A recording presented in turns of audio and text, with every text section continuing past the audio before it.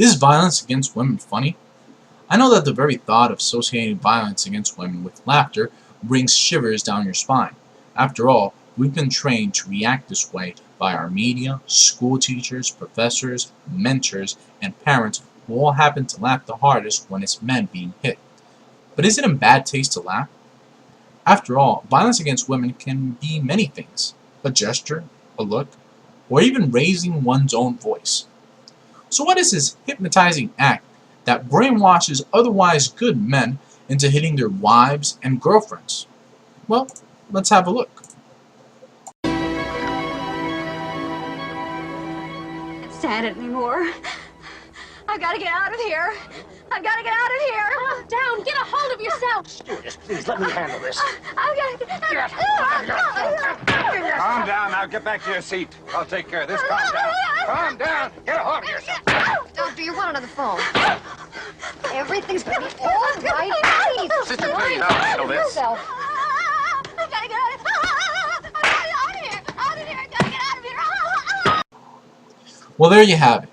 Now promise me that you'll never look at this clip again, since prolonged exposure to fictional violence against women is believed to cause actual violence. Sure, this is pure speculation, but you're a man and chances are you're 2 steps away from using your girlfriend as your own personal punching bag as it is. Right? This is similar to the argument that violent video games are the cause of actual violence within our youth. The problem is that there hasn't been an increase in the incidence of violence since the advent of violent video games. Since about 1994, with the release of Doom, the incidence of violent crimes has actually gone down. Quite drastically, I might add.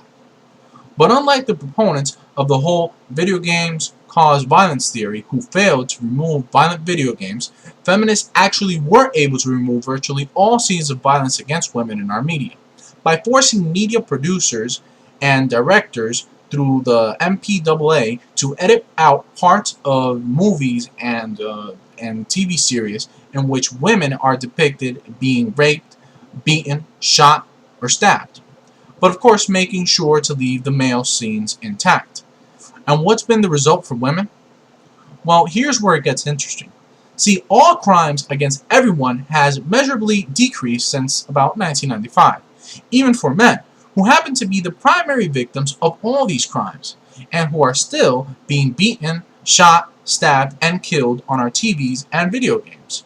So men are not only still being exposed to this violence against men in movies, but also go home to play video games depicting men getting killed, dismembered, and beaten.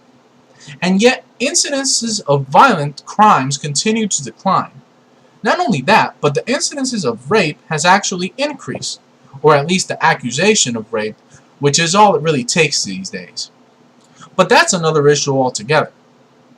On top of all that, Parents Television Council, a nonprofit organization dedicated to educating parents about television content, published a 5-year study called Women in Peril that basically said that the number of depictions against women have increased a whopping 120% and 400% in the depiction of teenage girls in 2009 alone. That's right. Although men have always and will always be the primary victims of violence, the Parents Television Council, which I imagine includes fathers, brothers, and sons, chooses to make a 5-year study on how it affects women, and only women. And this is in our supposedly patriarchal, misogynistic society. My point is, whether it's violence or just physical humor, no one should enjoy any more privileges based on their sex than anybody else. Violence against women is not a problem, it's a reality. The sad truth is, regardless of your sex, chances are you're going to be a victim of some sort of violence at one point or another during your lifetime. And it's up to all of us as a society to properly punish those, men and women, who participate in violent behaviors towards others. Women's suffering is no more painful or important, for that matter, than that of their male counterparts. So the answer to the question becomes simple. Yes, it's very, very funny. It's funny when a woman gets slapped around by the entire crew of an airplane, just as it's funny when a guy gets hit in the balls. That's all I really have to say. Have a nice one.